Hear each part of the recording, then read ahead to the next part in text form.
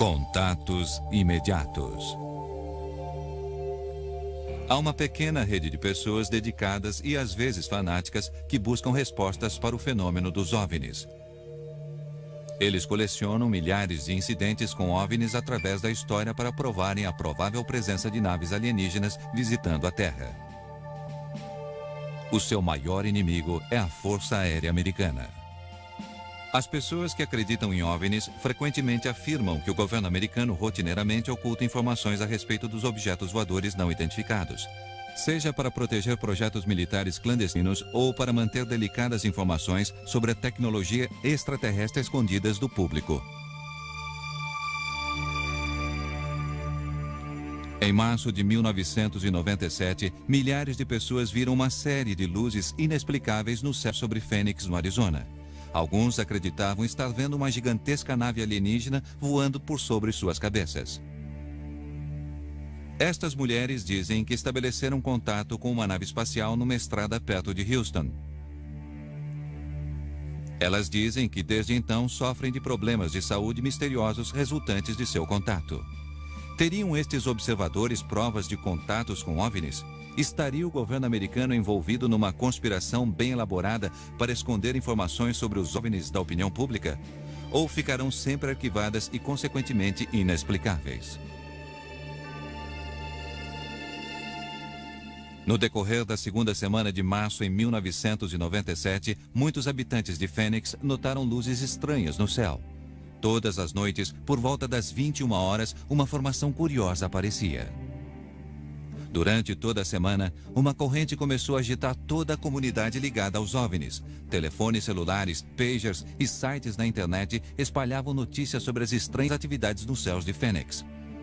O observador Tom King pegou sua estranha, mas profissional câmera feita em casa e partiu para a reserva indígena para poder obter uma imagem melhor das luzes. Eu as observei por alguns segundos. Não era um avião, não sei o que é. É hora de examinarmos estas coisas. Corremos até o carro para pegar nosso equipamento de vídeo e voltamos com telescópios e todo o equipamento para filmagem. Quando começamos a filmar, a primeira luz acendeu. 10 minutos depois, a formação completa se acendeu. Elas apareceram. Neste momento havia mais delas. Então uma outra luz apareceu perto de onde a primeira luz tinha aparecido. Um minuto mais tarde, uma mulher gritou que havia outra. Não sabia qual filmar. Elas estavam muito distantes. E mais uma e mais uma apareceu, formando uma sequência de 4. Isso é emocionante, não acontece todos os dias. Estas coisas estavam perto, eram do tamanho de meu polegar. Se meu braço estivesse esticado, talvez do tamanho da unha. Eram pequenos sóis alaranjados, muito brilhantes, mas que não iluminavam nada ao seu redor. São 4, estão voando juntos. Vejo o terceiro. Tem um atrás da chaminé. Vejo 4 deles. Tem um bem maior aqui, ó. Tem 5, apareceu mais um. Talvez seja brincadeira de alguém. Eles estão lá no céu. Mike Kirsten observou as luzes a 60 quilômetros a norte de onde Tom King estava filmando. Por 3 minutos, Kirsten filmou aquela excitante aparição. Quando vi aquilo, decidi filmar para mostrar a alguém que me explicasse o que era. Enquanto filmava, o conjunto de luzes começou a se aproximar como se fosse um avião.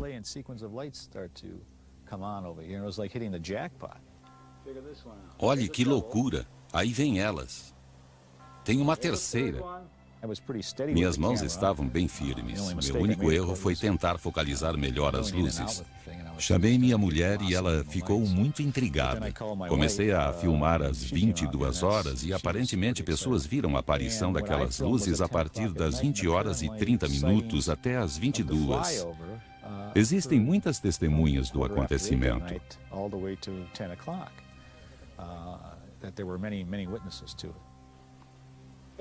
Sue, venha ver uma coisa. Venha dar sua opinião. O que é aquilo, hein? Oh, meu Deus! O que acha? Nunca vi coisa parecida. Ninguém sabia o que estava vendo. Nem mesmo os mais especializados que observaram o céu. Um piloto da aviação comercial e sua esposa, uma comissária de bordo, estavam bem embaixo da aparição espantosa. Eles preferiram não revelar suas identidades. Eram luzes muito fortes e tinham uma forma de ver. E vinham do sul e se moviam muito vagarosamente. Aparentemente não emitiam nenhum som. E observando atentamente, este V estava bloqueando a visão das estrelas. Como não fazia barulho, senti um calafrio. Quando ficou bem em cima, pensei, não sei o que estou vendo. Não era um avião normal. Ela se movia tão devagar que parecia flutuar no céu. Fiquei lá olhando até que desapareceu. O sistema telefônico da polícia de Phoenix ficou abarrotado com ligações que reportavam o estranho fato. Recebemos vários telefonemas. As pessoas não sabem para quem ligar quando uma coisa assim acontece. O único telefone que se lembram é o da polícia. Infelizmente, não há muito o que fazer em relação a isso. Não sabemos se era a Força Aérea, o governo. Honestamente, nem sabemos se era um OVNI. Os habitantes ligaram para a base aérea de Luke, que fica ali perto, para saber se eles tinham algo a ver com o show aéreo. Nas semanas seguintes, ao dia 13 de março, a Força Aérea não comentou nada a respeito. A Guarda Nacional do Arizona declarou que não fizeram nenhuma manobra naquela noite e que seu radar não detectou nada de incomum no céu. Apesar da negativa, a polícia de Phoenix insistiu em dizer que os militares deviam estar fazendo alguma coisa. O Novo México fica a leste, a Califórnia a oeste. Muitos mísseis são lançados em noites claras. Podemos vê-los a quilômetros daqui. Quando se vê algo inexplicável, provavelmente seja algo ligado à Força Aérea. Mas muitas pessoas não engoliram essa explicação. A vereadora de Phoenix, Frances Bearwood, decidiu falar sobre o assunto durante uma sessão da Câmara. Aparentemente, ninguém está investigando o fato. Gostaria de saber se alguém sabe se há alguma investigação em andamento. Pelo que vi na TV, tinha o tamanho de um campo de futebol e havia 7 luzes que se moviam juntas, como se estivessem presas a alguma coisa. Não sabemos se era uma brincadeira ou se havia mesmo algo lá em cima. Eu estou curiosa e as pessoas começam a fazer questionamentos. Muito obrigada. Houve um silêncio. E então eles continuaram. Foi como se dissessem. E daí? Depois da reunião, os outros vereadores vieram me dizer que não queriam mexer nesse assunto e que eu não devia ter levantado a questão. Depois daquela reunião, Bearwood foi ridicularizada pela imprensa e por alguns colegas na prefeitura.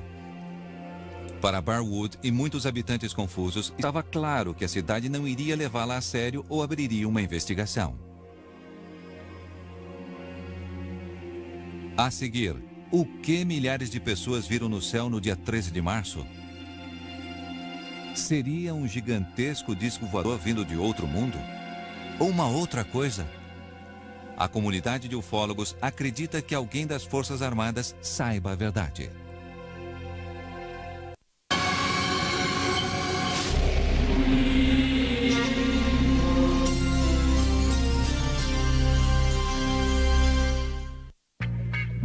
Está apresentando O Inexplicável.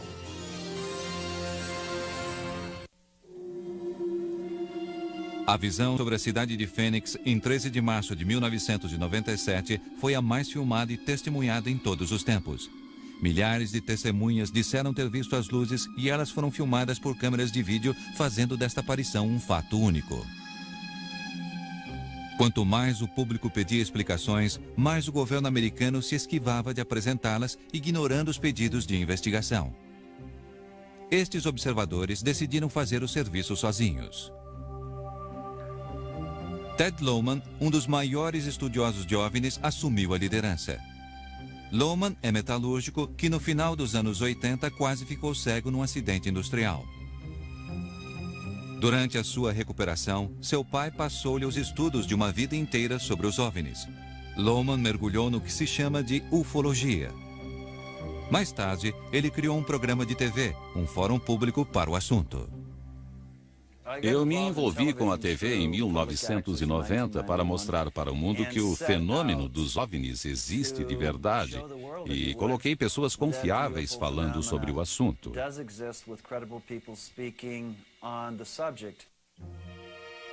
Ted Lohman ficou frustrado quando o governo se recusou a ajudá-lo a encontrar uma explicação para as luzes de Fênix. Representantes da Guarda Nacional e da Força Aérea deram depoimentos conflitantes, o que os ufologistas acreditavam ser depoimentos falsos para confundir a opinião pública. O fluxo de informações era confuso no começo quando tentamos os canais normais, seguindo o que os pesquisadores diziam. Eles ligaram para a base aérea de Luke e a mulher que os atendeu disse que havia mesmo uma grande quantidade de ligações e que minutos depois eles diziam que nada estava acontecendo e depois informaram que havia sinalizadores na área. A Guarda Nacional do Arizona, que originalmente dissera que não havia aviões no céu no dia 13 de março, em maio, depois que o jornal USA Today publicou o artigo sobre o acontecido, mudou a sua versão. Eles disseram que a Guarda Nacional de Maryland tinha feito uma visita e, durante exercícios de treinamento, era responsável pelos foguetes de sinalização. Lohman decidiu examinar os vídeos caseiros feitos naquela noite para ver se esta nova explicação poderia ser confirmada. Quando recebo material como aquele de Fênix, sempre levo para pessoas que entendem do assunto. Contato Jim Delatosto ou alguém que seja da área e em quem eu confie, que examine o material e me dê sua opinião honesta sobre aquilo. Jim Delatosto é um entusiasta dos OVNIs e é presidente de uma empresa que produz material de computação gráfica para diversão e clientes aeroespaciais. Ele sempre colabora com os investigadores analisando filmes sobre aparições. Investigamos fotos de OVNIs por mais de 20 anos para outros investigadores fora dos laboratórios da polícia. Não publicamos relatórios. Nós damos informações para outros pesquisadores.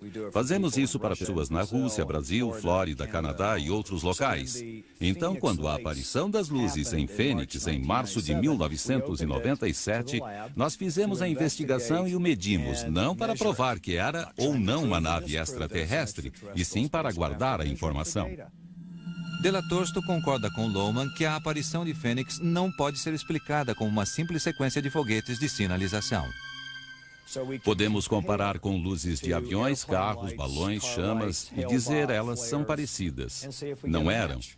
Geofisicamente, quando triangulamos e comparamos os 5 vídeos que foram feitos, chegamos à conclusão que não está nem um pouco perto do local, onde a Guarda Nacional alegou haver os foguetes de sinalização que duraram no máximo 10 minutos.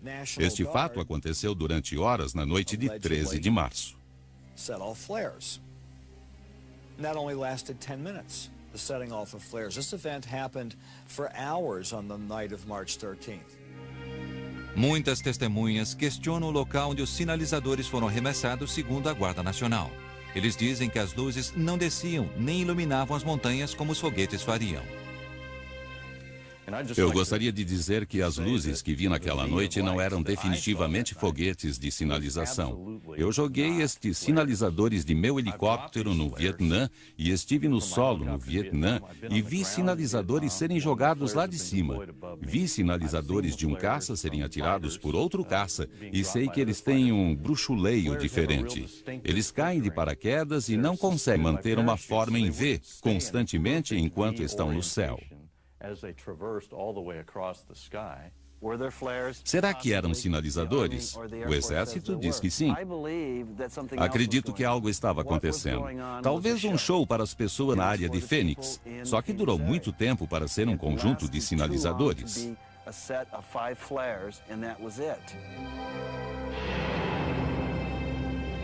O que realmente aconteceu na noite do dia 13 de março de 1997? Será que milhares de moradores de Fênix viram uma nave extraterrestre passar por sobre suas cabeças entre as 20 e 22 horas? Os céticos questionam as técnicas dos chamados ufólogos. O problema de provar as aparições dos OVNIs é que as pessoas contam as histórias. Para a ciência, assim como na vida, sua prova precisa ser sólida. Não pode haver outra explicação que seja mais lógica ou mais fácil ou mais provável.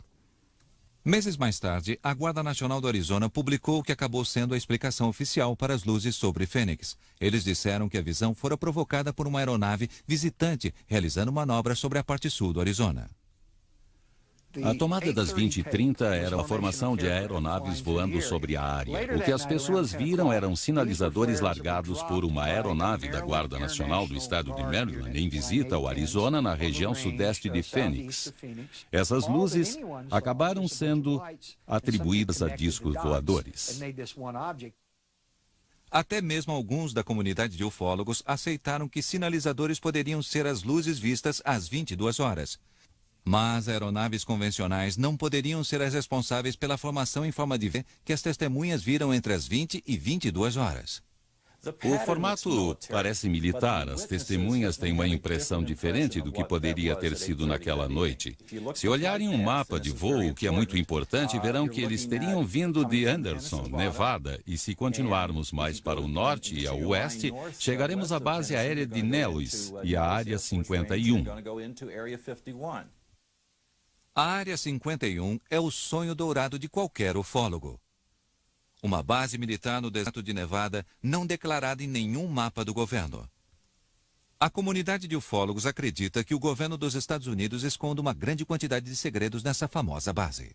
As primeiras aparições vieram do noroeste em linha reta àquele corredor. Há muita especulação sobre terem vindo da base aérea Nellis ou da Área 51, talvez um tipo de avião de espionagem super secreto que veio nesta direção.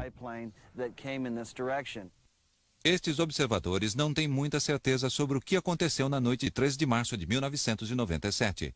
Teorias sobre aviões de espionagem se proliferam junto com as teorias sobre as naves alienígenas, mas eles concordam que o governo deveria revelar informações sobre o que quer que fosse.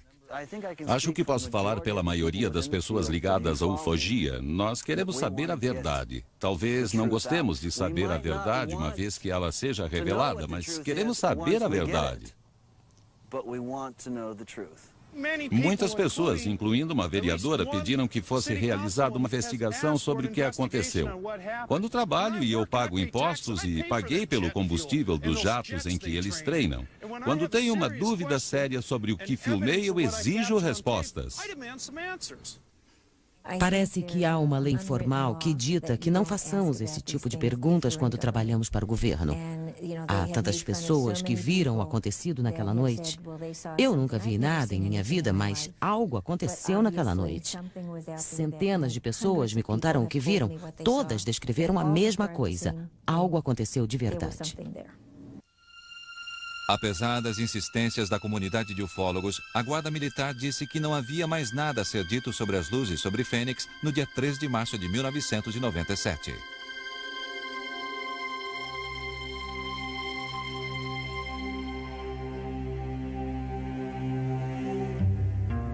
A seguir, 3 pessoas têm um contato aterrorizante com um OVNI que as deixou com problemas de saúde para a vida toda. Suas palavras preenchem. Está apresentando O Inexplicável. Algumas pessoas procuram a comunidade de ufólogos por causa de um fato que eles costumam chamar de contato imediato. Elas acreditam terem visto alienígenas e naves extraterrestres ou coisas que elas não conseguem explicar. 2 mulheres dizem que suas vidas foram desastrosamente alteradas depois de um contato com uma nave não identificada. A comunidade de ufólogos era a única opção de ajuda para elas. Betty Cash era proprietária de um café em Dayton, uma pequena cidade a 60 quilômetros de Houston. Sua amiga, Vicki Landrum, trabalhava com ela como garçonete.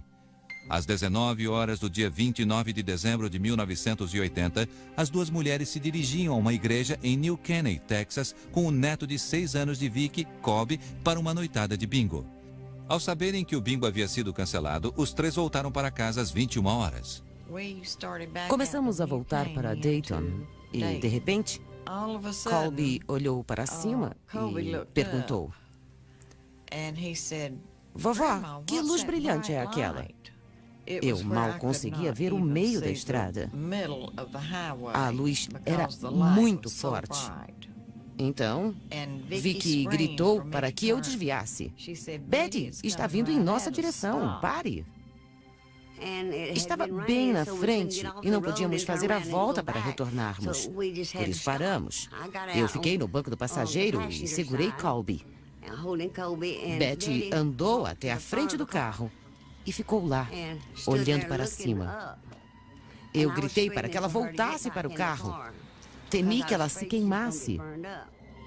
Os três encontraram acidentalmente o que parecia ser uma nave em estado de emergência.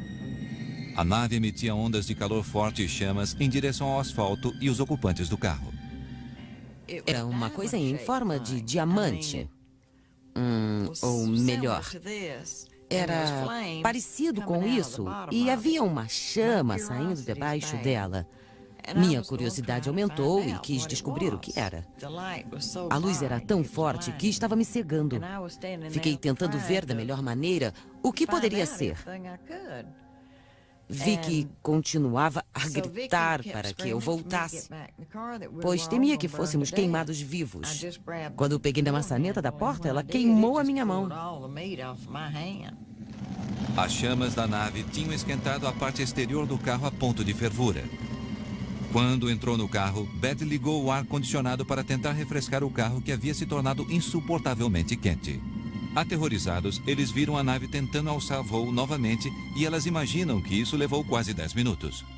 Quando a nave saiu da estrada, Betty Cash tirou seu carro dali. A nave subia e descia. Finalmente, a nave voou devagar para cima.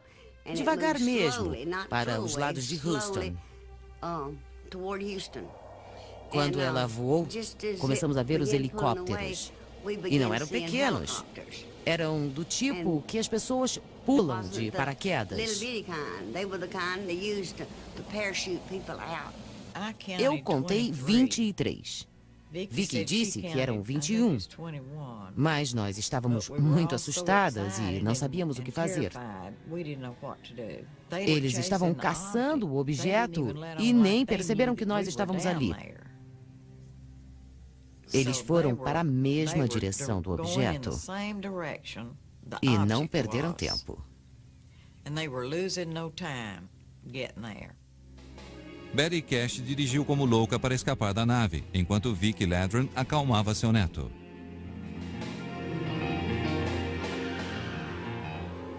Mas ao dirigirem pela estrada, elas continuavam a ver a estranha caravana. Andamos uns 12 quilômetros e à nossa frente havia mais um grupo de helicópteros que estava voando com suas luzes de busca acesas. Estavam bem em cima de nós e eram muito grandes. Betty Cash teve queimaduras graves em sua mão, pescoço, cabeça e peito, mas conseguiu levar o carro até sua casa. Vicky Ladron teve queimaduras no rosto e Colby nas costas. Desidratados, eles tomaram uma grande quantidade de água e contaram a história para familiares e amigos. O filho de 21 anos de Betty tentou convencê-la em ir ao hospital para um check-up, mas como nenhum meio de comunicação local mencionou o fato, ela decidiu esperar. Eu queria que fosse naquela noite mesmo. Eu lhe contei o que houve e eu disse, se formos para um médico, vão achar que ficamos loucas. E fui dormir. Passei mal a noite toda. Na manhã seguinte, quando acordei, havia grandes quantidades de cabelo no travesseiro e eu tinha bolhas no meu rosto. Por vários dias, as mulheres se recusaram a procurar a ajuda médica com medo de que não acreditassem nelas. Mas, como o estado de saúde de Betty piorou, elas mudaram de ideia e os três procuraram um hospital. Não sabíamos que estávamos tão mal. Quando chegamos ao hospital, o garoto contou tudo. Mesmo tendo eu ameaçado de bater nele, mas ele contou. Ele disse que nós podíamos não contar, mas ele contaria tudo aos médicos. Os médicos ficaram espantados com a fonte das estranhas queimaduras de Colby, Vicky Ladron e a mais atingida dos três, Betty Cash. A doença que ela teve 3 semanas depois de sua exposição foi um caso clássico de ferimentos por radiação. Ela perdeu pele e cabelo no lado exposto, ela teve vômitos e diarreia e todas as reações que se esperava e no tempo certo. Não acredito que ela tenha inventado ou mentido sobre sua doença, especialmente porque, sem saber tudo, foi acontecendo no tempo exato. Havia queimaduras de 2º e 3º graus por exposição à radiação. Eles ficaram me perguntando onde eu tinha me queimado. Não tinha a menor ideia de que o objeto era a provável fonte de radiação. Na época, eu só sabia que radiação era usada para tratar câncer. Betty ficou hospitalizada por mais de 1 mês por causa dos ferimentos. Depois que recebeu a alta, ela não pôde mais trabalhar e foi forçada a fechar seu restaurante. Desde o início, ela só teve perdas. Ela gastou tudo que tinha com a doença causada pela radiação. Há anos eu lhe ministro medicamentos para ajudar em sua recuperação. Mais tarde, ela teve um câncer de mama e teve de fazer uma mastectomia. Ela não tinha seguro-saúde e ninguém quis fazer seu seguro-saúde naquela época por preço algum. Os ferimentos de Vicki Ladron e de Colby não foram tão graves, apesar de continuarem a ter problemas de pele nos olhos. Desesperadas, as mulheres escreveram para o senador Lloyd Bentsen e o congressista Charles Wilson para pedir ajuda médica e uma explicação. Eu recebi uma resposta de Lloyd Bentsen e Charles Wilson dizendo que devíamos ir o mais rápido possível até a base aérea de Bergstrom e contar tudo o que acontecera e que eles nos ajudariam em tudo que fosse necessário. Eles disseram que haveriam médicos lá que nos ajudariam. Nós fomos até lá e eles nos trataram muito mal. As autoridades da base aérea de Bergstrom disseram que não sabiam nada sobre o incidente e que a única saída seria processar o governo dos Estados Unidos por perdas e danos. Estranhamente, os militares tentaram várias vezes comprar o carro de Betty Cash, mas ela se recusou. Quando a notícia do acontecido se espalhou pela cidade, Vicki e Betty foram abandonadas por seus vizinhos. Um pastor ofereceu-se para ir até a casa de Vicki Ladron para rezarem sozinhos, mas ela não aceitou. Foi então que elas decidiram pedir ajuda para a comunidade de ufólogos. A seguir, 18 anos depois do incidente original, um outro pesquisador de OVNIs tenta desvendar o mistério que ronda este misterioso contato. Em março, Mundo com O inexplicável. Betty Cash e Vicki Ladron foram ridicularizadas e ignoradas desde o seu suposto contato com a aeronave desconhecida. Mas a comunidade de ufólogos recusou a deixar o caso morrer. John Schuessler, engenheiro aeroespacial e diretor da Mutual UFO Network, também conhecida como MUFON, uma organização internacional de pessoas que acreditam em OVNIs que estudam e investigam aparecimentos. As mulheres entraram em contato com ele várias semanas depois do incidente. Schuessler ficou curioso, mas cético até conhecer Betty Cash. Ela tirou a peruca e havia várias falhas em seu couro cabeludo. Eu fiquei chocado e disse, acho que algo muito sério aconteceu com você e, se for sincera e honesta comigo e me der a informação que estou procurando, vou apoiá-la até o final. Quis falar com as outras pessoas envolvidas no caso. Liguei para Vicki Ladron e falei com ela e seu neto Colby. E perguntei-lhes por que foram direto para casa depois do incidente. Elas me disseram que eu tinha de entender o que acontecera. Elas eram pessoas saudáveis e corajosas do Texas. Quando algo acontece, elas não correm para pedir ajuda. A senhora Ladron me disse que sempre resolvia seus problemas e que nunca procurava médicos, ia a hospitais ou tomava remédios. Quando eu ficava doente, ela sempre dava um jeito. Foi o que aconteceu dessa vez. Convencido de sua história, Schuessler concordou em buscar explicações. Fomos ao local do incidente. Elas não tinham mais voltado lá. Levamos uma de cada vez e ambas nos apontaram o mesmo lugar, apesar de não terem mais voltado por estarem muito doentes. Andamos pelo local e cronometramos e entendemos o que aconteceu. Olhamos a estrada e as árvores que foram queimadas. Notamos a reação delas ao voltarem ao local. Elas ficaram abatidas e choraram. Elas estavam com medo e não queriam estar ali. Decidimos deixá-las voltar para casa e começamos a andar pela estrada. Schuessler começou a andar pela área procurando testemunhas para o acontecimento. Sua investigação revelou que um policial e sua esposa viram helicópteros militares no céu no dia 29 de dezembro de 1980. Havia outras testemunhas civis que sabiam bem como era um helicóptero e podiam descrevê-los. Só os militares usavam helicópteros daquele tamanho nos anos 80. Pedimos a verificação dos arquivos do Exército. Fomos completamente desprezados. Parecia que aquelas pessoas não existiam e que a informação não existia. Foi assim que começou nossa busca por mais informações. E foi uma longa investigação.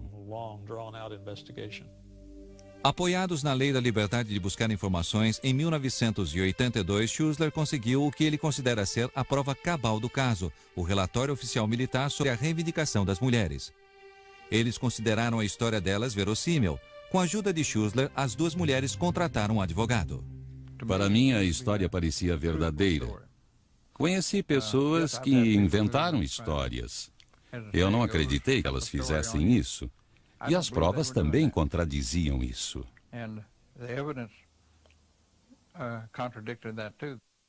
Quase 6 anos depois do suposto incidente, Betty Cash e Vic Landron acreditavam que elas conseguiriam algum alívio. Elas moveram uma ação contra o Estado e a audiência preliminar foi marcada para o mês de agosto de 1986. O governo federal não tinha nenhuma ligação com este fato. Não podíamos provar que o governo estivesse envolvido no caso. Só podíamos provar que as mulheres estavam feridas, mas não podíamos provar quem as havia machucado. Então o juiz decidiu não aceitar o caso. Elas perderam as esperanças. Betty Cash e Vic Landron acabaram deixando o Texas para tentar esquecer as dolorosas memórias de sua aprovação. 18 anos depois do acontecimento, depois que os jornais esqueceram a história, um outro pesquisador de OVNIs ainda busca respostas. Estamos chegando a Dayton, no Texas. Há um mistério aqui. Já fiz pesquisas e investigações, já me envolvi em investigações de homicídios e há provas e testemunhas oculares e, como investigador, acredito que as respostas estejam ali e acredito que acabaremos resolvendo o mistério sobre o que aconteceu na noite de 29 de dezembro de 1980. A picture of what transpired on December 29th, 1980. Ken Storch é um policial no subúrbio de Denver. Ele é membro do Mutual UFO Network e um ex-sargento da Força Aérea Americana. Enquanto servia às Forças Armadas, ele diz que foi obrigado a assinar um documento militar que o proibia de discutir os incidentes envolvendo OVNIs. Sua participação relutante num suposto disfarce do governo o fez solidário ao problema de Betty Cash e Vic Landron. Betty Cash, Vic Landron e Colby vieram por aquela curva e se confrontaram com o desconhecido. Era um objeto brilhante em forma de diamante e emitia o que elas dizem ser uma chama, ou uma luz muito intensa, ou uma fonte de energia. De acordo com Betty Cash, Vic Landron e John Schuessler, quando a nave desceu do céu, irradiou um calor intenso, derretendo o asfalto e contaminando a área toda. Isto caracteriza um contato clássico. Estamos no nível 0. Isto realmente aconteceu.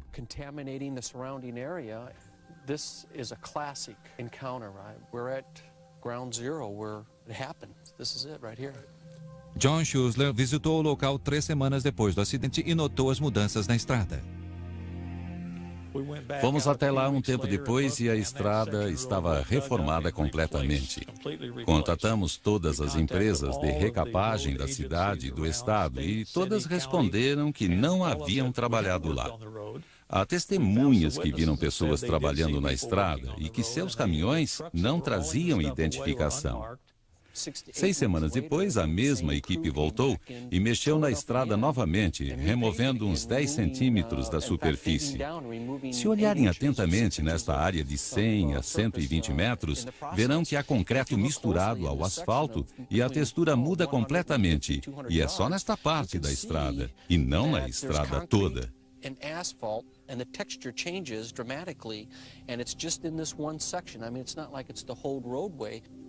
Stort notou que as mudanças feitas no asfalto da estrada correm paralelamente a um grupo de pequenas árvores na beira da estrada. Estas árvores são jovens comparadas com as outras que devem ter uns 40 a 50 anos de idade. Mas a falta destas árvores aqui indica que elas foram removidas. Por quê?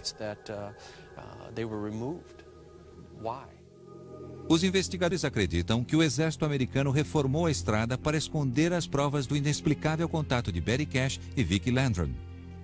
Acredito que ainda existam provas para serem descobertas e espero mesmo que, ao mantermos o assunto sempre em evidência, sempre pressionando, nós conseguiremos obter respostas e trazer testemunhas que dirão que estavam aqui e que pilotaram os helicópteros e que sentem muito pelo que aconteceu com aquelas duas senhoras. É importante que os grupos civis continuem investigando os acontecimentos até que não tenham mais razão para isto, porque o governo fará declarações. Quando as pessoas fazem contato com OVNIs, precisam da ajuda de alguém que lhes diga que não estão ficando malucas. As autoridades da NASA e da base aérea de Bergstrom se recusaram a comentar sobre o caso. Betty e Vicki acham que o governo mentiu sobre seu envolvimento desde o início. Eles acabaram com a minha saúde, arruinaram a minha vida. O que mais podem fazer? Matar-me? Talvez até quisessem fazer isso, mas sou tão teimosa que vou continuar aparecendo e lutando enquanto houver um resto de vida em mim. Será que Betty Cash e Vicki Landrum são vítimas de um projeto militar secreto? Haveria uma conspiração que esconde provas relacionadas ao que aconteceu na noite de dezembro de 1980?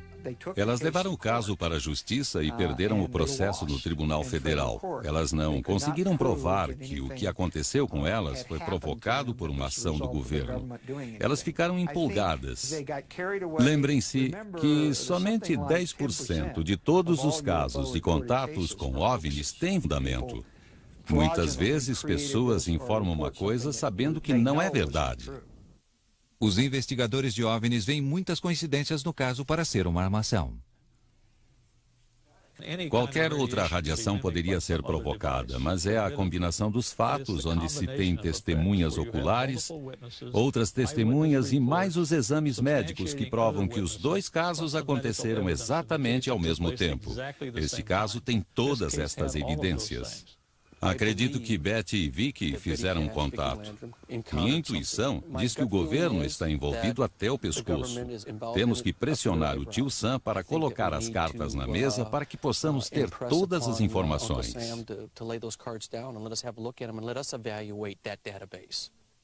Os críticos dizem que a comunidade de ufólogos está pressionando o governo para obter respostas que simplesmente não existem. Se você não obtém uma quantidade de provas suficientes para que as pessoas façam uma análise objetiva, não importa se você acha que teve a experiência ou quantas lembranças você tem sobre aquilo, as pessoas não estão sendo cruéis quando dizem que não podem continuar a investigação. Elas estão sendo realistas.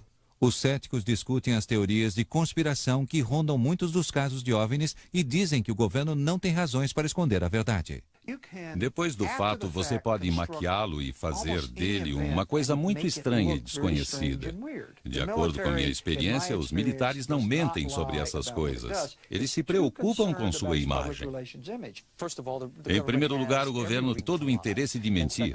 E segundo, o governo mente de verdade. Temos toneladas de provas que demonstram que eles foram pegos com a boca na botija. O incidente com os negros no Alabama, que foram submetidos a exames estranhos, e os soldados que foram levados para o deserto nos anos 40 e 50, que foram submetidos a uma explosão atômica e depois abandonados. Eu diria a este senhor, papo furado. A seguir, um alto oficial militar se volta contra o governo e exige que se revelem os segredos sobre os OVNIs. O inexplicável. Nos Estados Unidos e no mundo todo, pessoas que acreditam em OVNIs se encontram para contar histórias, trocar informações e compartilhar a indignação da má vontade do governo em comentar estes fenômenos misteriosos. Um dos maiores críticos contra o comportamento do governo é o major aposentado Robert Dean. Ele ocupou um alto cargo na OTAN nos anos 60. Dean diz que viu um documento ultra-secreto militar que continha informações sobre incidentes com OVNIs. Ele diz que isto quase provocou a Terceira Guerra Mundial.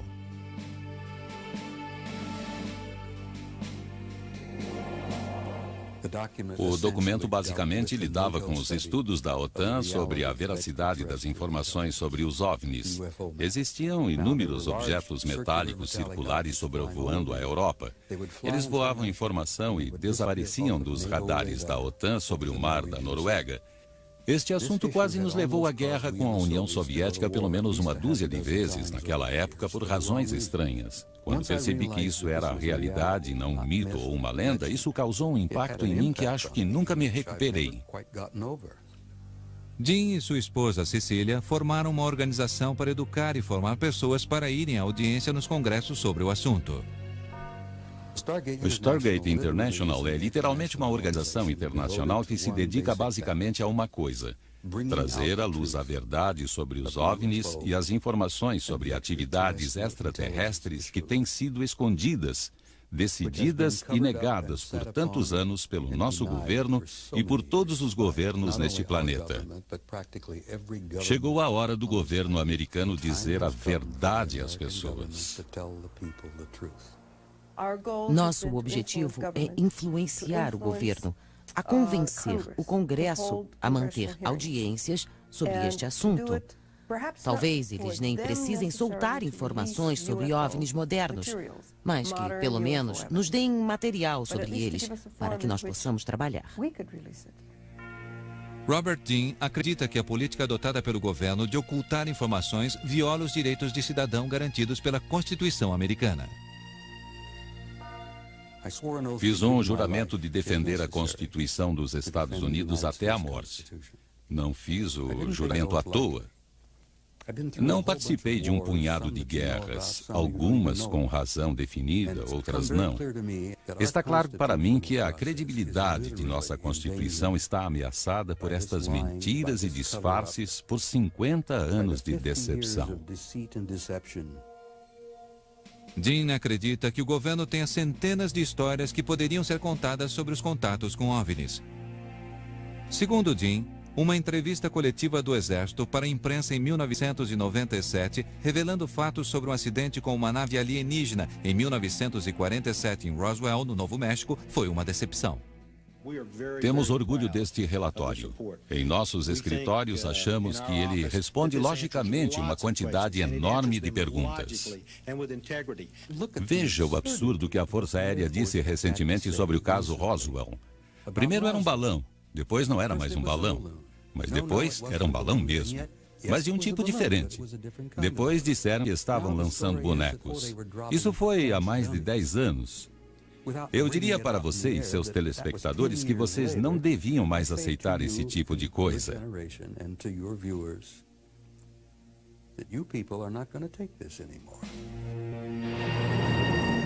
Estaria o governo dos Estados Unidos escondendo segredos sobre os OVNIs e vida extraterrestre de seus cidadãos?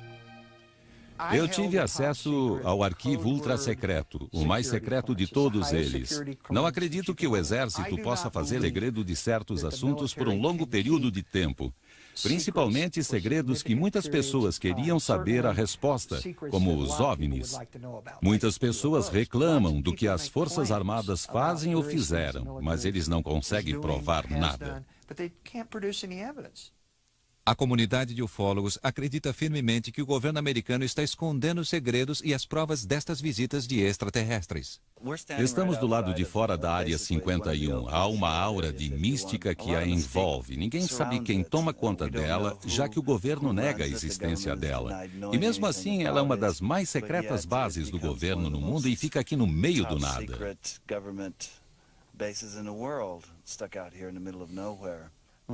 Eu acho que em algum lugar do deserto vamos encontrar ossos enterrados, literalmente. Talvez a nave acidentada da história que ouvimos, lemos, e de alguns depoimentos, mas ainda não temos as provas físicas do acidente com um disco voador na Área 51 em mãos e não podemos mostrar para o resto da comunidade.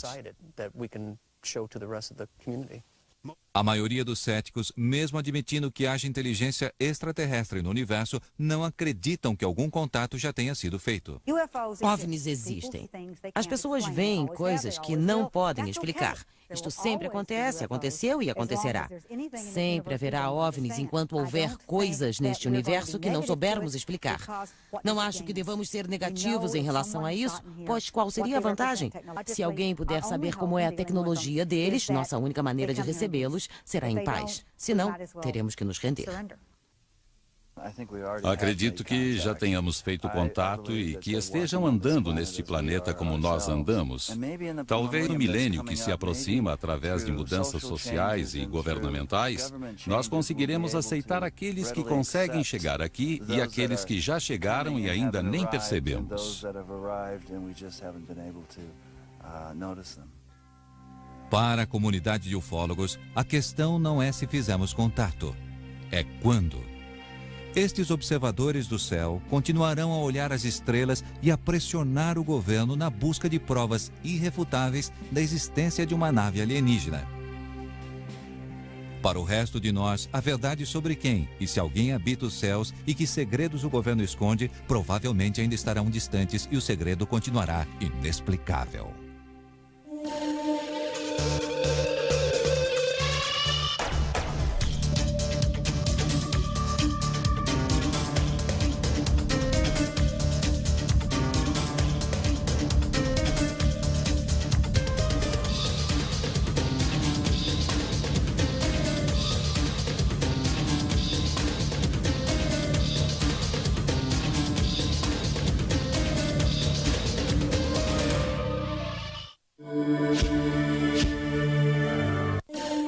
No meio do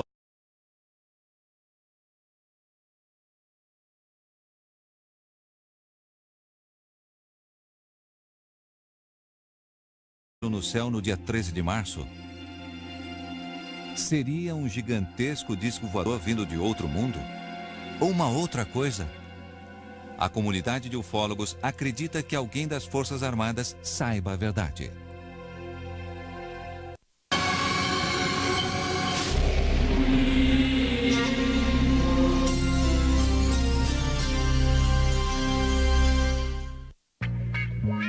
está apresentando O Inexplicável.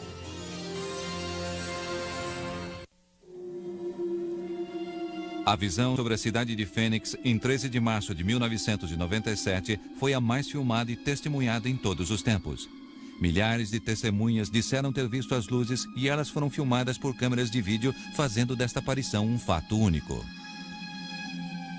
Quanto mais o público pedia explicações, mais o governo americano se esquivava de apresentá-las, ignorando os pedidos de investigação. Estes observadores decidiram fazer o serviço sozinhos. Ted Lohman, um dos maiores estudiosos de OVNIs, assumiu a liderança. Lohman é metalúrgico que no final dos anos 80 quase ficou cego num acidente industrial. Durante a sua recuperação, seu pai passou-lhe os estudos de uma vida inteira sobre os OVNIs. Lohman mergulhou no que se chama de ufologia. Mais tarde, ele criou um programa de TV, um fórum público para o assunto. Eu me envolvi com a TV em 1990 para mostrar para o mundo que o fenômeno dos OVNIs existe de verdade e coloquei pessoas confiáveis falando sobre o assunto.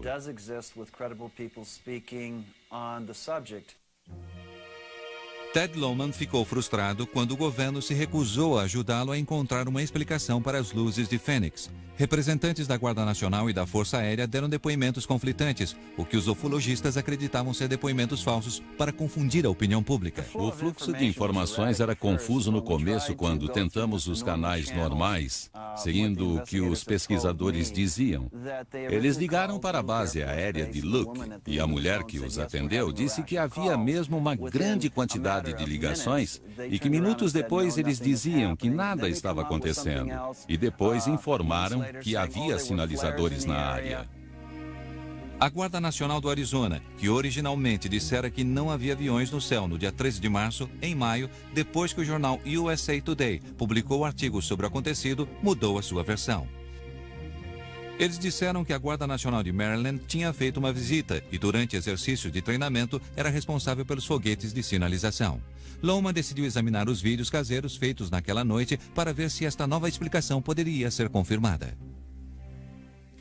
Quando recebo material como aquele de Phoenix, sempre levo para pessoas que entendem do assunto.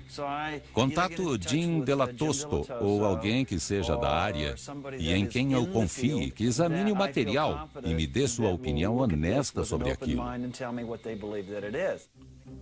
Jim Delatosto é um entusiasta dos OVNIs e é presidente de uma empresa que produz material de computação gráfica para diversão e clientes aeroespaciais. Ele sempre colabora com os investigadores analisando filmes sobre aparições. Investigamos fotos de OVNIs por mais de 20 anos para outros investigadores fora dos laboratórios da polícia. Não publicamos relatórios. Nós damos informações para outros pesquisadores. Fazemos isso para pessoas na Rússia, Brasil, Flórida, Canadá e outros locais. Então, quando a aparição das luzes em Phoenix, em março de 1997, nós fizemos a investigação e o medimos, não para provar que era ou não uma nave extraterrestre, e sim para guardar a informação. Delatosto concorda com Lohman que a aparição de Phoenix não pode ser explicada como uma simples sequência de foguetes de sinalização. Podemos comparar com luzes de aviões, carros, balões, chamas e dizer elas são parecidas. Não eram. Geofisicamente, quando triangulamos e comparamos os 5 vídeos que foram feitos, chegamos à conclusão que não está nem um pouco perto do local, onde a Guarda Nacional alegou haver os foguetes de sinalização que duraram no máximo 10 minutos. Este fato aconteceu durante horas na noite de 13 de março. That only lasted 10 minutes, the setting off of flares. This event happened for hours on the night of March 13th. Muitas testemunhas questionam o local onde os sinalizadores foram arremessados, segundo a Guarda Nacional. Eles dizem que as luzes não desciam nem iluminavam as montanhas como os foguetes fariam. Eu gostaria de dizer que as luzes que vi naquela noite não eram definitivamente foguetes de sinalização. Eu joguei estes sinalizadores de meu helicóptero no Vietnã e estive no solo no Vietnã e vi sinalizadores serem jogados lá de cima. Vi sinalizadores de um caça serem atirados por outro caça e sei que eles têm um bruxuleio diferente. Eles caem de paraquedas e não conseguem manter uma forma em V constantemente enquanto estão no céu. Será que eram sinalizadores? O exército diz que sim. Acredito que algo estava acontecendo. Talvez um show para as pessoas na área de Phoenix, só que durou muito tempo para ser um conjunto de sinalizadores.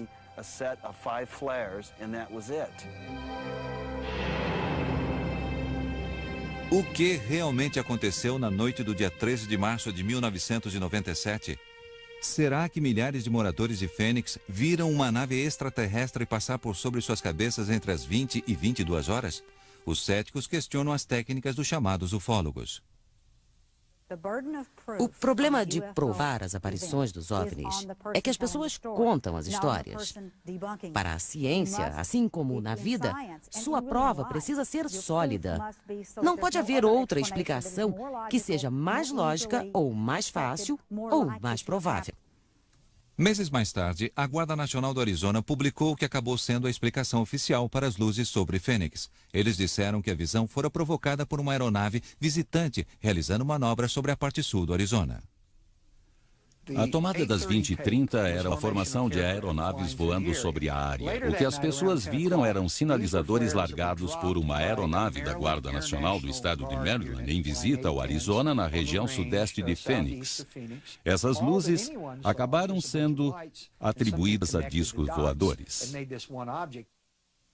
Até mesmo alguns da comunidade de ufólogos aceitaram que sinalizadores poderiam ser as luzes vistas às 22 horas. Mas aeronaves convencionais não poderiam ser as responsáveis pela formação em forma de V que as testemunhas viram entre as 20 e 22 horas. O formato parece militar. As testemunhas têm uma impressão diferente do que poderia ter sido naquela noite. Se olharem um mapa de voo, que é muito importante, verão que eles teriam vindo de Anderson, Nevada, e se continuarmos mais para o norte e ao oeste, chegaremos à base aérea de Nellis e à Área 51. A Área 51 é o sonho dourado de qualquer ufólogo. Uma base militar no deserto de Nevada, não declarada em nenhum mapa do governo. A comunidade de ufólogos acredita que o governo dos Estados Unidos esconde uma grande quantidade de segredos nessa famosa base. As primeiras aparições vieram do noroeste em linha reta àquele corredor. Há muita especulação sobre terem vindo da base aérea Nellis ou da Área 51, talvez um tipo de avião de espionagem super secreto que veio nesta direção. Estes observadores não têm muita certeza sobre o que aconteceu na noite de 3 de março de 1997. Teorias sobre aviões de espionagem se proliferam junto com as teorias sobre as naves alienígenas, mas eles concordam que o governo deveria revelar informações sobre o que quer que fosse. Acho que posso falar pela maioria das pessoas ligadas à ufologia. Nós queremos saber a verdade. Talvez não gostemos de saber a verdade uma vez que ela seja revelada, mas queremos saber a verdade. Muitas pessoas, incluindo uma vereadora, pediram que fosse realizada uma investigação sobre o que aconteceu. Quando trabalho e eu pago impostos e paguei pelo combustível dos jatos em que eles treinam. Quando tenho uma dúvida séria sobre o que filmei, eu exijo respostas. Parece que há uma lei formal que dita que não façamos esse tipo de perguntas quando trabalhamos para o governo. Há tantas pessoas que viram o acontecido naquela noite. Eu nunca vi nada em minha vida, mas algo aconteceu naquela noite. Centenas de pessoas me contaram o que viram. Todas descreveram a mesma coisa. Algo aconteceu de verdade. Apesar das insistências da comunidade de ufólogos, a Guarda Militar disse que não havia mais nada a ser dito sobre as luzes sobre Fênix no dia 3 de março de 1997.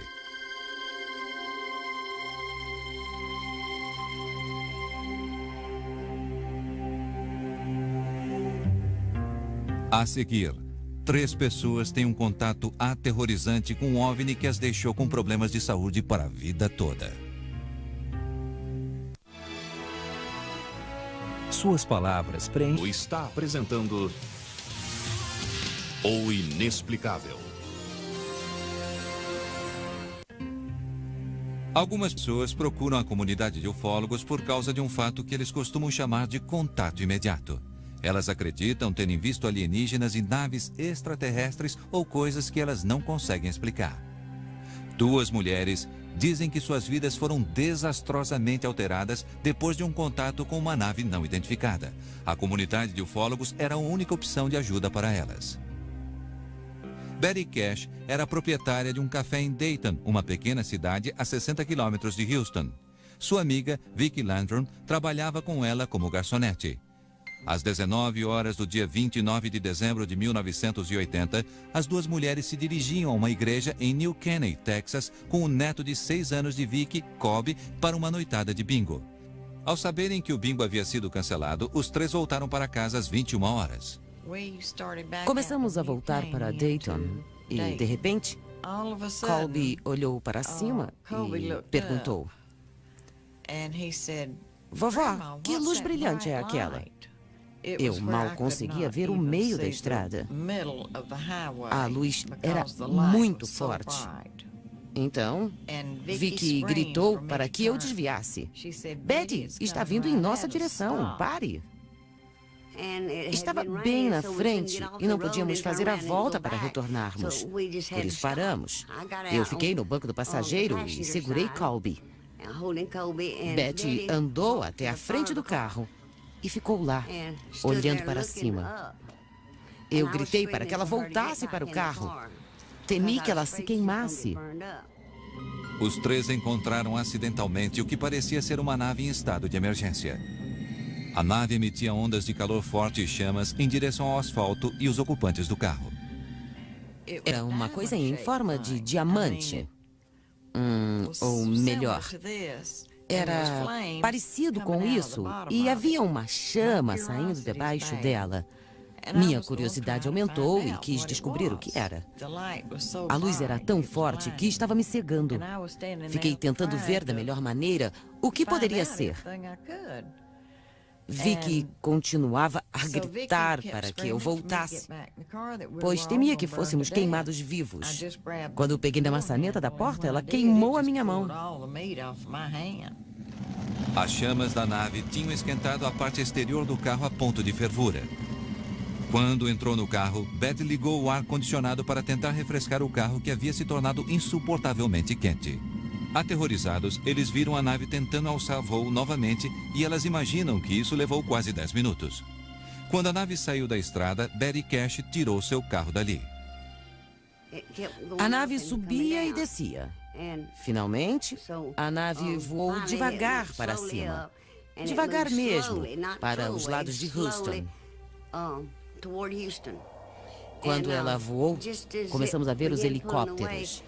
E não eram pequenos. Eram do tipo que as pessoas pulam de paraquedas. Eu contei 23. Vicky disse que eram 21. Mas nós estávamos muito assustadas e não sabíamos o que fazer. Eles estavam caçando o objeto e nem perceberam que nós estávamos ali. Eles foram para a mesma direção do objeto e não perderam tempo. Betty Cash dirigiu como louca para escapar da nave, enquanto Vicky Ladron acalmava seu neto.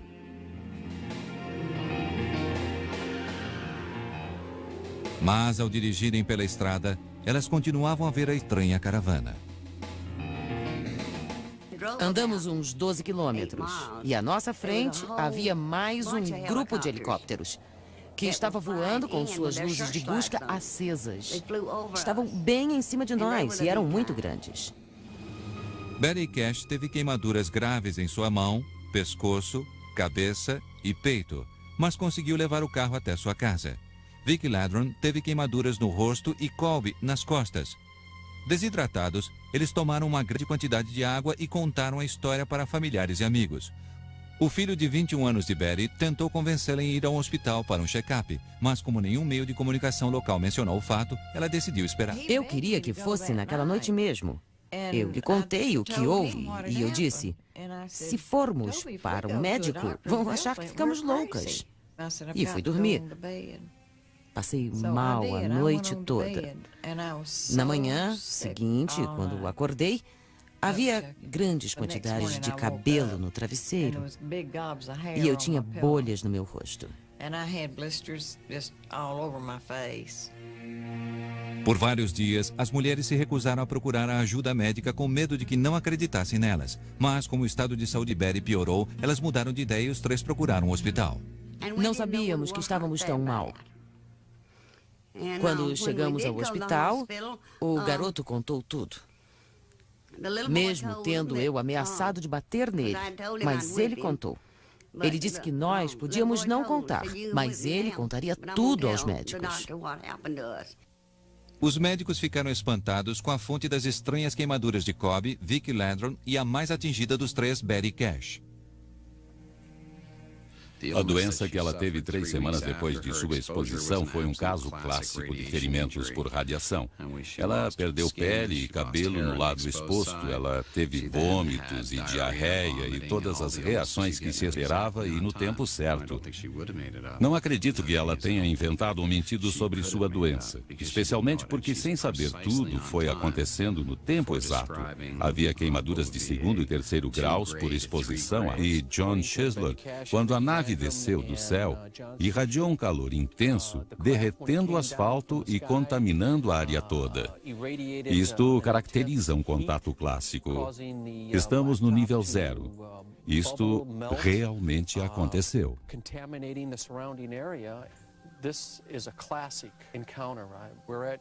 ground zero where it happened. This is it right here. John Schuessler visitou o local 3 semanas depois do acidente e notou as mudanças na estrada. Fomos até lá um tempo depois e a estrada estava reformada completamente. Contatamos todas as empresas de recapagem da cidade e do estado e todas responderam que não haviam trabalhado lá. Há testemunhas que viram pessoas trabalhando na estrada e que seus caminhões não traziam identificação. 6 semanas depois, a mesma equipe voltou e mexeu na estrada novamente, removendo uns 10 centímetros da superfície. Se olharem atentamente nesta área de 100 a 120 metros, verão que há concreto misturado ao asfalto e a textura muda completamente. E é só nesta parte da estrada, e não na estrada toda. And asphalt, and the texture changes dramatically, and it's just in this one section. I mean, it's not like it's the whole roadway. Stort notou que as mudanças feitas no asfalto da estrada correm paralelamente a um grupo de pequenas árvores na beira da estrada.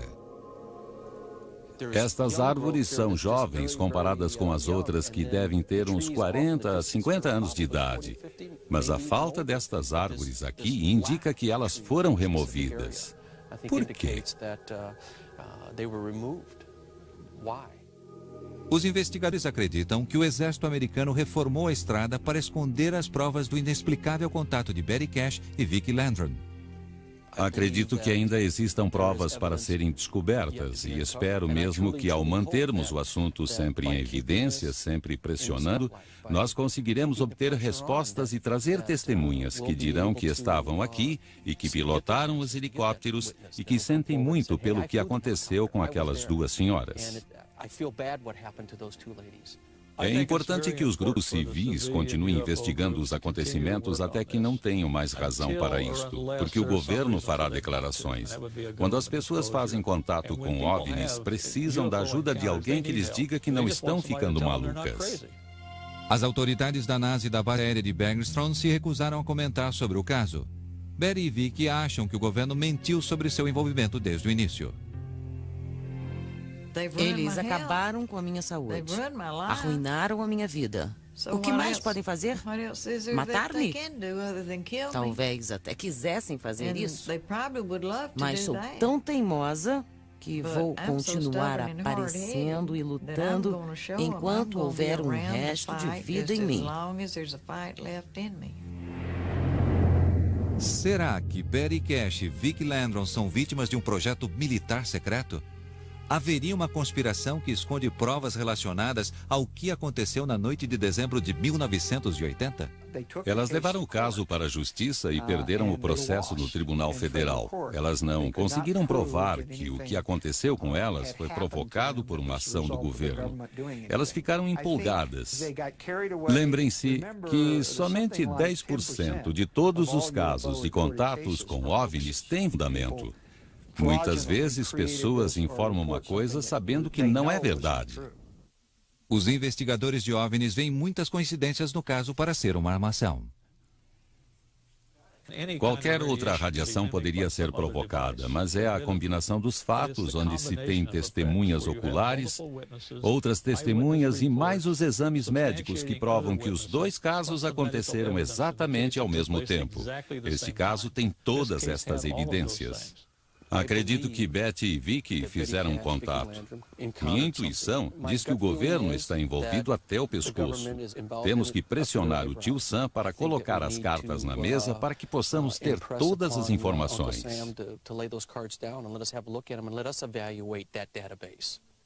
Os críticos dizem que a comunidade de ufólogos está pressionando o governo para obter respostas que simplesmente não existem. Se você não obtém uma quantidade de provas suficientes para que as pessoas façam uma análise objetiva, não importa se você acha que teve a experiência ou quantas lembranças você tem sobre aquilo, as pessoas não estão sendo cruéis quando dizem que não podem continuar a investigação. Elas estão sendo realistas Os céticos discutem as teorias de conspiração que rondam muitos dos casos de OVNIs e dizem que o governo não tem razões para esconder a verdade.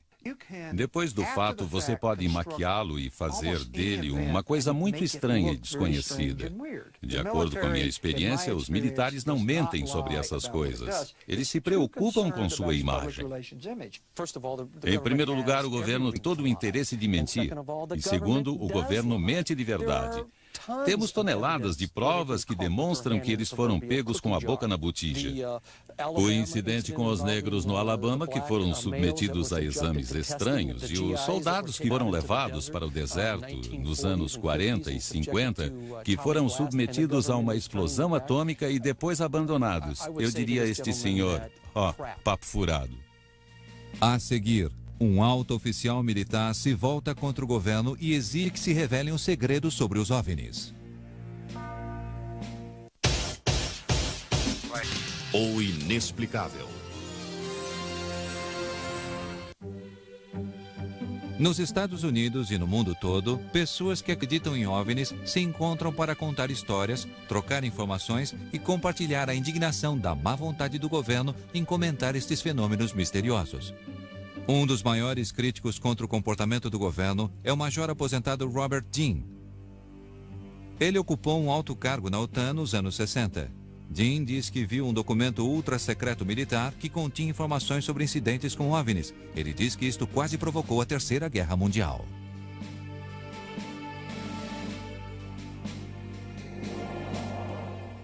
O documento basicamente lidava com os estudos da OTAN sobre a veracidade das informações sobre os OVNIs. Existiam inúmeros objetos metálicos circulares sobrevoando a Europa. Eles voavam informação e desapareciam dos radares da OTAN sobre o mar da Noruega. Este assunto quase nos levou à guerra com a União Soviética pelo menos uma dúzia de vezes naquela época por razões estranhas. Quando percebi que isso era a realidade e não um mito ou uma lenda, isso causou um impacto em mim que acho que nunca me recuperei. Dean e sua esposa Cecília formaram uma organização para educar e formar pessoas para irem à audiência nos congressos sobre o assunto. O Stargate International é literalmente uma organização internacional que se dedica basicamente a uma coisa: trazer à luz a verdade sobre os OVNIs e as informações sobre atividades extraterrestres que têm sido escondidas, decididas e negadas por tantos anos pelo nosso governo e por todos os governos neste planeta. Chegou a hora do governo americano dizer a verdade às pessoas. Nosso objetivo é influenciar o governo, a convencer o Congresso a manter audiências sobre este assunto. Talvez eles nem precisem soltar informações sobre OVNIs modernos, mas que, pelo menos, nos deem material sobre eles para que nós possamos trabalhar.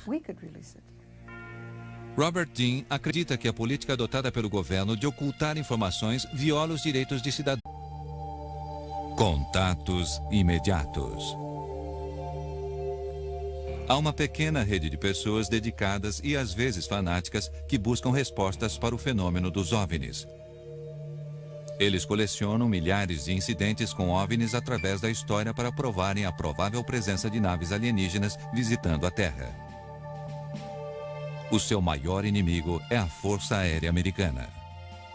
As pessoas que acreditam em OVNIs frequentemente afirmam que o governo americano rotineiramente oculta informações a respeito dos objetos voadores não identificados, seja para proteger projetos militares clandestinos ou para manter delicadas informações sobre a tecnologia extraterrestre escondidas do público.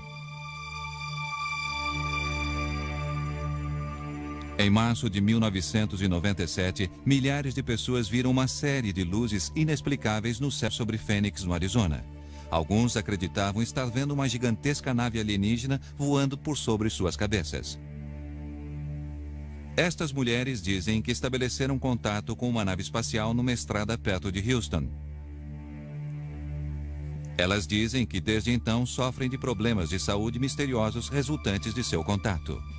Teriam estes observadores provas de contatos com OVNIs?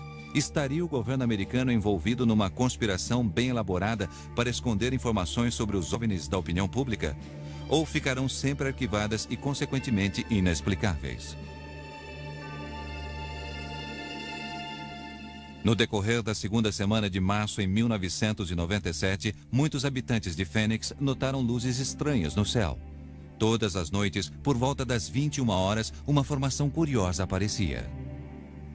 Durante toda a semana, uma corrente começou a agitar toda a comunidade ligada aos OVNIs. Telefones celulares, pagers e sites na internet espalhavam notícias sobre as estranhas atividades nos céus de Phoenix. O observador Tom King pegou sua estranha, mas profissional câmera feita em casa e partiu para a reserva indígena para poder obter uma imagem melhor das luzes. Eu as observei por alguns segundos. Não era um avião, não sei o que é. É hora de examinarmos estas coisas. Corremos até o carro para pegar nosso equipamento de vídeo e voltamos com telescópios e todo o equipamento para filmagem. Quando começamos a filmar, a primeira luz acendeu. 10 minutos depois, a formação completa se acendeu. Elas apareceram. Neste momento havia mais delas. Então uma outra luz apareceu perto de onde a primeira luz tinha aparecido. Um minuto mais tarde, uma mulher gritou que havia outra. Não sabia qual filmar, elas estavam muito distantes. E mais uma e mais uma apareceu, formando uma sequência de 4.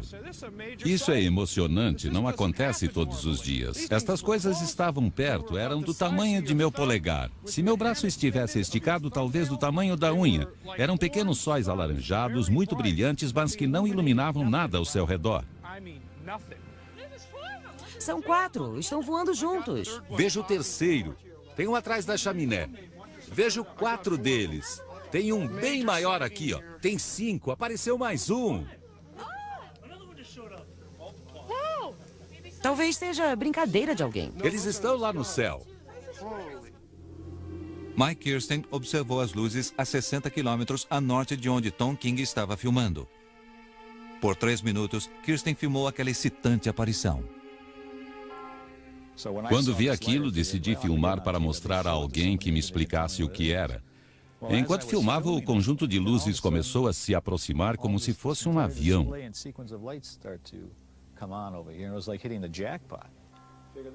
Olhe que loucura! Aí vem elas. Tem uma terceira. Minhas mãos estavam bem firmes. Meu único erro foi tentar focalizar melhor as luzes. Chamei minha mulher e ela ficou muito intrigada. Comecei a filmar às 22 horas e aparentemente pessoas viram a aparição daquelas luzes a partir das 20 horas e 30 minutos até as 22.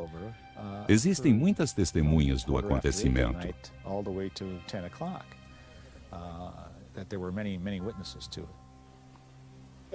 Sue, venha ver uma coisa.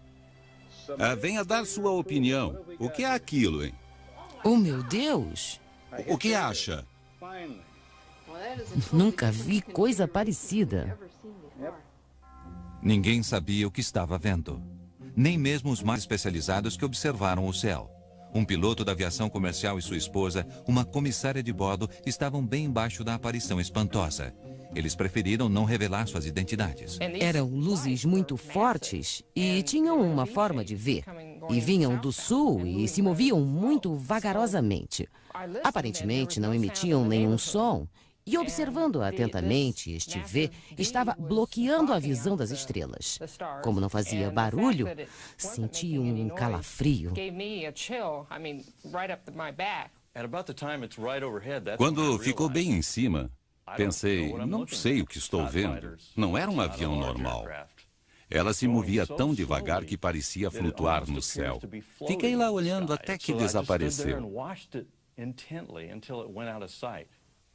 O sistema telefônico da polícia de Phoenix ficou abarrotado com ligações que reportavam o estranho fato. Recebemos vários telefonemas. As pessoas não sabem para quem ligar quando uma coisa assim acontece. O único telefone que se lembram é o da polícia. Infelizmente, não há muito o que fazer em relação a isso. Não sabemos se era a Força Aérea, o governo. Honestamente, nem sabemos se era um OVNI. Os habitantes ligaram para a base aérea de Luke, que fica ali perto, para saber se eles tinham algo a ver com o show aéreo. Nas semanas seguintes, ao dia 13 de março, a Força Aérea não comentou nada a respeito. A Guarda Nacional do Arizona declarou que não fizeram nenhuma manobra naquela noite e que seu radar não detectou nada de incomum no céu. Apesar da negativa, a polícia de Phoenix insistiu em dizer que os militares deviam estar fazendo alguma coisa. O Novo México fica a leste, a Califórnia a oeste. Muitos mísseis são lançados em noites claras. Podemos vê-los a quilômetros daqui. Quando se vê algo inexplicável, provavelmente seja algo ligado à Força Aérea. Mas muitas pessoas não engoliram essa explicação. A vereadora de Phoenix, Frances Bearwood, decidiu falar sobre o assunto durante uma sessão da Câmara. Aparentemente, ninguém está investigando o fato. Gostaria de saber se alguém sabe se há alguma investigação em andamento. Pelo que vi na TV, tinha o tamanho de um campo de futebol e havia 7 luzes que se moviam juntas, como se estivessem presas a alguma coisa. Não sabemos se era uma brincadeira ou se havia mesmo algo lá em cima. Eu estou curiosa e as pessoas começam a fazer questionamentos. Muito obrigada. Houve um silêncio. E então eles continuaram. Foi como se dissessem. E daí?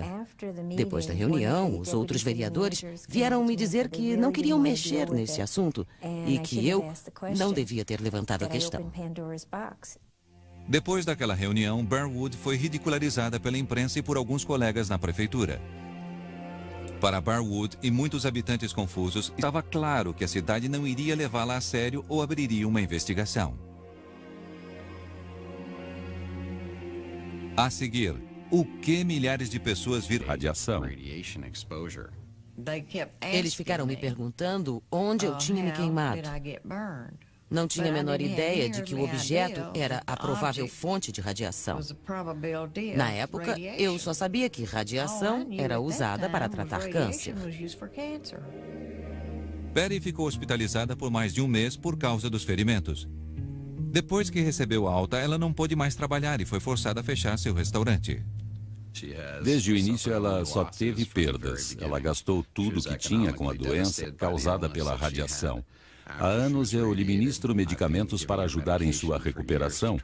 Mais tarde, ela teve um câncer de mama e teve de fazer uma mastectomia. Ela não tinha seguro-saúde e ninguém quis fazer seu seguro-saúde naquela época por preço algum. Os ferimentos de Vicki Ladron e de Kobe não foram tão graves, apesar de continuarem a ter problemas de pele nos olhos. Desesperadas, as mulheres escreveram para o senador Lloyd Bentsen e o congressista Charles Wilson para pedir ajuda médica e uma explicação. Eu recebi uma resposta de Lloyd Bentsen e Charles Wilson dizendo que devíamos ir o mais rápido possível até a base aérea de Bergstrom e contar tudo o que acontecera e que eles nos ajudariam em tudo que fosse necessário. Eles disseram que haveriam médicos lá que nos ajudariam. Nós fomos até lá e eles nos trataram muito mal. As autoridades da base aérea de Bergstrom disseram que não sabiam nada sobre o incidente e que a única saída seria processar o governo dos Estados Unidos por perdas e danos. Estranhamente, os militares tentaram várias vezes comprar o carro de Betty Cash, mas ela se recusou. Quando a notícia do acontecido se espalhou pela cidade, Vicki e Betty foram abandonadas por seus vizinhos. Um pastor ofereceu-se para ir até a casa de Vicki Ladron para rezarem sozinhos, mas ela não aceitou. Foi então que elas decidiram pedir ajuda para a comunidade de ufólogos. A seguir, 18 anos depois do incidente original, um outro pesquisador de OVNIs tenta desvendar o mistério que ronda este misterioso contato. Em março, Mundo com... O inexplicável. Betty Cash e Vicki Ladron foram ridicularizadas e ignoradas desde o seu suposto contato com a aeronave desconhecida. Mas a comunidade de ufólogos recusou a deixar o caso morrer. John Schuessler, engenheiro aeroespacial e diretor da Mutual UFO Network, também conhecida como MUFON, uma organização internacional de pessoas que acreditam em OVNIs, que estudam e investigam aparecimentos. As mulheres entraram em contato com ele várias semanas depois do incidente. Schuessler ficou curioso, mas cético até conhecer Betty Cash. Ela tirou a peruca e havia várias falhas em seu couro cabeludo. Eu fiquei chocado e disse, acho que algo muito sério aconteceu com você e, se for sincera e honesta comigo e me der a informação que estou procurando, vou apoiá-la até o final. Quis falar com as outras pessoas envolvidas no caso. Liguei para Vicki Landrum e falei com ela e seu neto Colby. E perguntei-lhes por que foram direto para casa depois do incidente. Elas me disseram que eu tinha de entender o que acontecera. Elas eram pessoas saudáveis e corajosas do Texas. Quando algo acontece, elas não correm para pedir ajuda. A senhora Landrum me disse que sempre resolvia seus problemas e que nunca procurava médicos, ia a hospitais ou tomava remédios. Quando eu ficava doente, ela sempre dava um jeito. Foi o que aconteceu dessa vez. Convencido de sua história, Schuessler concordou em buscar explicações. Fomos ao local do incidente. Elas não tinham mais voltado lá. Levamos uma de cada vez e ambas nos apontaram o mesmo lugar, apesar de não terem mais voltado por estarem muito doentes. Andamos pelo local e cronometramos e entendemos o que aconteceu. Olhamos a estrada e as árvores que foram queimadas. Notamos a reação delas ao voltarem ao local. Elas ficaram abatidas e choraram. Elas estavam com medo e não queriam estar ali. Decidimos deixá-las voltar para casa e começamos a andar pela estrada. Schuessler começou a andar pela área procurando testemunhas para o acontecimento. Sua investigação revelou que um policial e sua esposa viram helicópteros militares no céu no dia 29 de dezembro de 1980. Havia outras testemunhas civis que sabiam bem como era um helicóptero e podiam descrevê-los. Só os militares usavam helicópteros daquele tamanho nos anos 80. Pedimos a verificação dos arquivos do Exército. Fomos completamente desprezados. Parecia que aquelas pessoas não existiam e que a informação não existia. Foi assim que começou nossa busca por mais informações. E foi uma longa investigação. Apoiados na lei da liberdade de buscar informações, em 1982, Schuessler conseguiu o que ele considera ser a prova cabal do caso, o relatório oficial militar sobre a reivindicação das mulheres. Eles consideraram a história delas verossímil. Com a ajuda de Schuessler, as duas mulheres contrataram um advogado. Para mim, a história parecia verdadeira. Conheci pessoas que inventaram histórias. Eu não acreditei que elas fizessem isso. E as provas também contradiziam isso.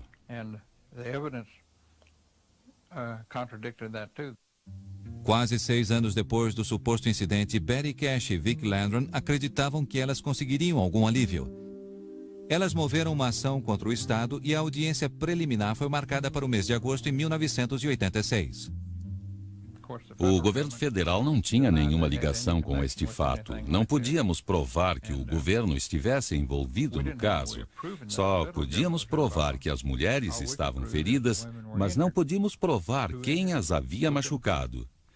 Então o juiz decidiu não aceitar o caso. Elas perderam as esperanças. Betty Cash e Vicki Landrum acabaram deixando o Texas para tentar esquecer as dolorosas memórias de sua aprovação. 18 anos depois do acontecimento, depois que os jornais esqueceram a história, um outro pesquisador de OVNIs ainda busca respostas. Estamos chegando a Dayton, no Texas. Há um mistério aqui. Já fiz pesquisas e investigações, já me envolvi em investigações de homicídios e há provas e testemunhas oculares e, como investigador, acredito que as respostas estejam ali e acredito que acabaremos resolvendo o mistério sobre o que aconteceu na noite de 29 de dezembro de 1980. A picture of what transpired on December 29th, 1980. Ken Storch é um policial no subúrbio de Denver. Ele é membro do Mutual UFO Network e um ex-sargento da Força Aérea Americana. Enquanto servia às Forças Armadas, ele diz que foi obrigado a assinar um documento militar que o proibia de discutir os incidentes envolvendo OVNIs. Sua participação relutante num suposto disfarce do governo o fez solidário ao problema de Betty Cash e Vicki Landrum. Betty Cash, Vicki Landrum e Colby vieram por aquela curva e se confrontaram com o desconhecido. Era um objeto brilhante em forma de diamante e emitia o que elas dizem ser uma chama, ou uma luz muito intensa, ou uma fonte de energia. De acordo com Betty Cash e Vicki Landrum,